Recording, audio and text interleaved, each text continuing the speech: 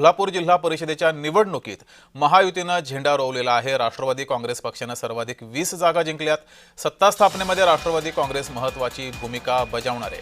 कोल्हापूर जिल्हा निकालामध्ये 20 जागांवर विजय मिळवत राष्ट्रवादी काँग्रेस पक्ष कोल्हापुरात सर्वात मोठा पक्ष ठरला आहे।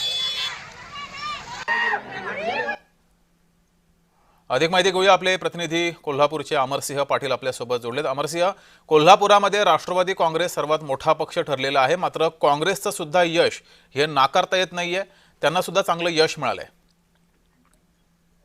जगदीश, तुम्ही म्हणता असं काँग्रेसचं यश पण नाकारता येत नाही।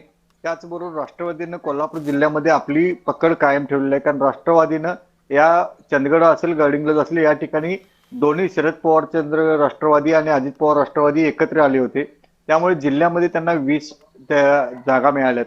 त्याचबरोबर भाजपला जागा मिळाल्या, त्याचबरोबर शिवसेनेला जागा मिळाल्या आणि काँग्रेसच्या जागा ह्या 15 जरी असल्या तरी त्याच्याबरोबर असणारे वेगवेगळे घटक आहेत ते त्यांच्याबरोबर एकत्र येऊ शकतात। जनस्वराज्य पार्टीने शाहूवाडी तालुक्यामध्ये आपले 6 उमेदवार निवडून आणले आहेत, त्यामुळे जनस्वराज्य पार्टी ही कुठे ना कुठेतरी भाजप महायुतीला सपोर्ट करणार आहे।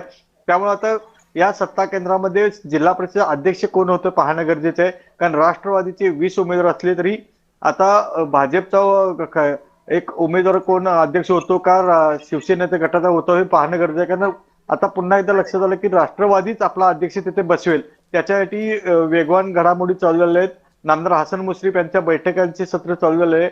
आम्ही पत्रकार परिषद सतेज पाटील यांची होती, त्यावेळेस सतेज पाटलांना विचारलं गेलं की या ठिकाणी अध्यक्ष बसवण्यासाठी वेगळी भूमिका काही घेतली जाऊ शकते, काँग्रेस राष्ट्रवादी एकत्र येऊ शकते। हेच बोलतो जगदीश की सतेज पाटलांची पत्रकार परिषद चालू असताना आम्ही त्यांना प्रश्न विचारला होता की तुमचे 15 आणि राष्ट्रवादीचे 20 असे एकत्र आले तर तुमचं संख्याबळ होतं आणि ठाकरे गटाचा 1 आहे, त्यामुळे संख्याबळ होतं आणि त्यामुळे त्यांचे संख्याबळ झालं तर तुम्ही अध्यक्ष करू शकता का?